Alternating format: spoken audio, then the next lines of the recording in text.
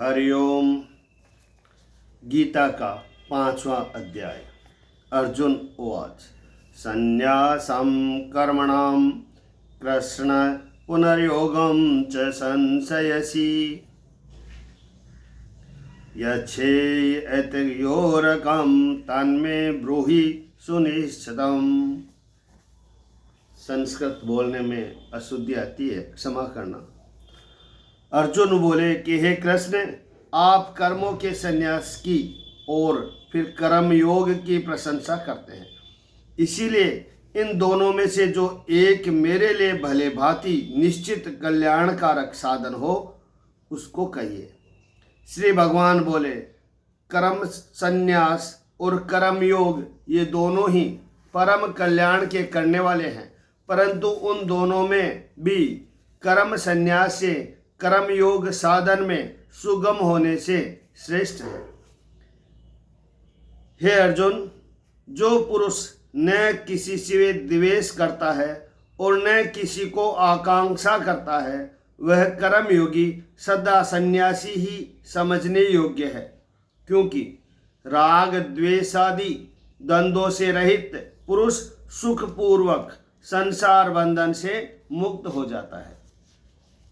उपयुक्त संन्यास और कर्म योग को मूर्ख लोग पृथक पृथक फल देने वाले कहते हैं, न कि पंडित जन, क्योंकि दोनों में से एक में भी सम्यक प्रकाश से स्थित पुरुष दोनों के फल रूप परमात्मा को प्राप्त होता है। ज्ञान योगियों द्वारा जो परम धाम प्राप्त किया जाता है, कर्म योगियों द्वारा भी वही प्राप्त किया जाता है। इसीलिए जो पुरुष ज्ञान योग और कर्म योग को फल रूप में एक देखता है, वही यथार्थ देखता है। परंतु हे अर्जुन, कर्म योग के बिना संन्यास अर्थात मन, इंद्रिय और शरीर द्वारा होने वाले संपूर्ण कर्मों में कर्तापन का त्याग प्राप्त होना कठिन है, और भगवत स्वरूप को मनन करने वाला कर्मयोगी परब्रह्म परमात्मा को शीघ्र ही प्राप्त हो जाता है। जिसका मन अपने वश में है, जो जितेंद्रिय एवं विशुद्ध अंतःकरण वाला है और संपूर्ण प्राणियों का आत्मा रूप परमात्मा ही जिसका आत्मा है, ऐसा कर्मयोगी कर्म करता हुआ भी लिप्त नहीं होता। तत्व को जानने वाला सांख्य योगी तो देखता हुआ, सुनता हुआ, स्पर्श करता हुआ, सूंघता हुआ, भोजन करता हुआ, गमन करता हुआ, सोता हुआ, श्वास लेता हुआ, बोलता हुआ, त्यागता हुआ, ग्रहण करता हुआ तथा आँखों को खोलता और मूंदता हुआ भी सब इंद्रियों अपने अपने अर्थों में बरत रही है, इस प्रकार समझकर निसंदेह ऐसा माने कि मैं कुछ भी नहीं करता हूँ। जो पुरुष सब कर्मों को परमात्मा में अर्पण करके और आसक्ति को त्याग कर कर्म करता है, वह पुरुष जल से कमल के पत्ते की भांति पाप से लिप्त नहीं होता। कर्मयोगी ममत्व बुद्धि रहित केवल इंद्रिय, मन, बुद्धि और शरीर द्वारा भी आसक्ति को त्याग कर अंतःकरण की शुद्धि के लिए कर्म करते हैं।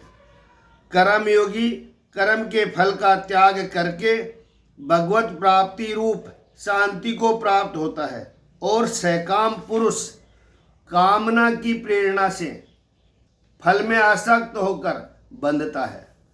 अंतःकरण जिसके वश में है, ऐसा सांख्यिक योग का आचरण करने वाला पुरुष न करता हुआ न करवाता हुआ ही नव द्वारों वाले शरीर रूप घर में सब कर्मों को मन से त्याग कर आनंद पूर्वक सच्चिदानंद घन परमात्मा के स्वरूप में स्थित रहता है। परमेश्वर मनुष्यों के न तो कर्तापन की, न कर्मों की और न कर्म फल के संयोग की ही रचना करते हैं, किंतु स्वभाव ही वर्त रहा है। सर्वव्यापी परमेश्वर भी न किसी के पाप कर्म को और न किसी के शुभ कर्म को ही ग्रहण करता है, किंतु अज्ञान के द्वारा ज्ञान ढका हुआ है, उसी से सब अज्ञानी मनुष्य मोहित हो रहे हैं।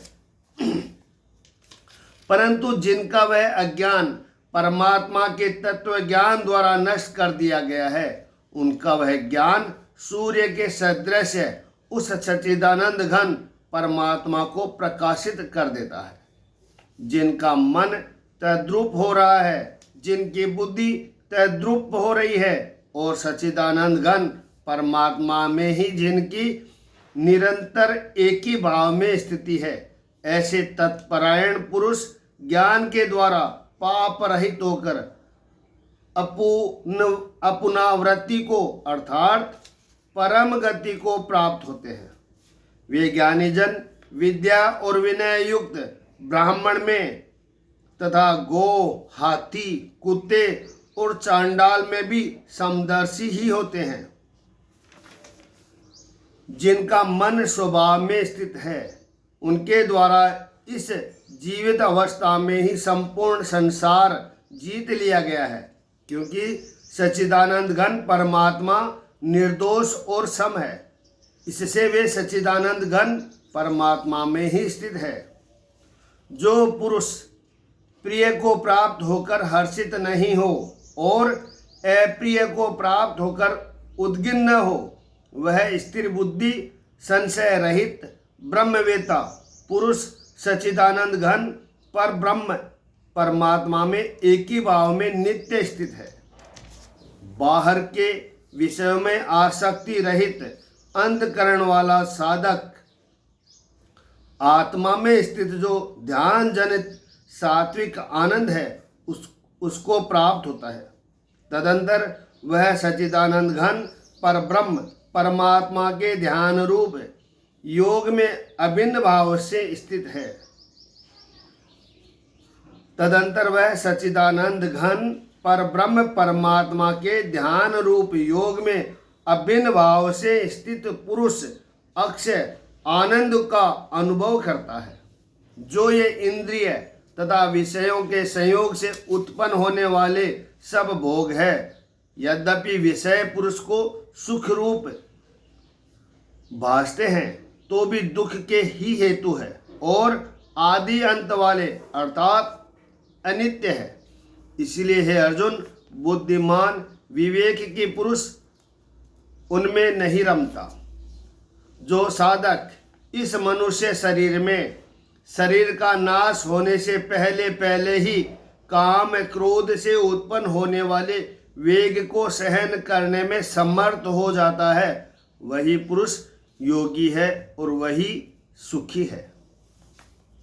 जो पुरुष अंतर आत्मा में ही सुख वाला है, आत्मा में ही रमण करने वाला है तथा जो आत्मा में ही ज्ञान वाला है, वही सच्चिदानंद घन पर ब्रह्म परमात्मा के साथ एक ही भाव को प्राप्त सांख्यिक योगी शांत ब्रह्म को प्राप्त होता है। जिनके सब पाप नष्ट हो गए हैं, जिनके सब संशय ज्ञान के द्वारा निवृत्त हो गए हैं, जो संपूर्ण प्राणियों के हित में रत है और जिनका जीता हुआ मन निश्चल भाव से परमात्मा में स्थित है, वे ब्रह्मवेता पुरुष शांत ब्रह्म को प्राप्त होते हैं। काम क्रोध से रहित जीते हुए चित्त वाले पर ब्रह्म परमात्मा का साक्षात्कार किए हुए ज्ञानी पुरुषों के लिए सब ओर से शांत पर ब्रह्म परमात्मा ही परिपूर्ण है। बाहर के विषय भोगों को न चिंतन करता हुआ बाहर ही निकालकर और नेत्रों की दृष्टि को भ्रकुटी के बीच में स्थित करके नासिका में विचरने वाले प्राण और अपान वायु को सम करके जिसकी इंद्रियां मन और बुद्धि जीती हुई है, ऐसा जो मोक्ष परायण मुनि इच्छा भय और क्रोध से रहित हो गया है, वह सदा मुक्त ही है। मुनि यानी परमेश्वर के स्वरूप का निरंतर मनन करने वाला, उसको कहते हैं मुनि। मेरा भक्त मुझको सब यज्ञ और तपों का भोगने वाला, संपूर्ण लोगों के ईश्वरों का भी ईश्वर तथा संपूर्ण भूत प्राणियों का सूर्योदय अर्थात स्वार्थ रहित दयालु और प्रेमी, ऐसा तत्व से जानकर शांति को प्राप्त होता है। ओम तत्सदति। श्रीमद् भागवत गीता सुपनिषत्सु ब्रह्म विद्याये योग शास्त्रे श्री कृष्ण अर्जुन संवादे कर्म संन्यास योगो नाम 5वां अध्याय। हरि ओम।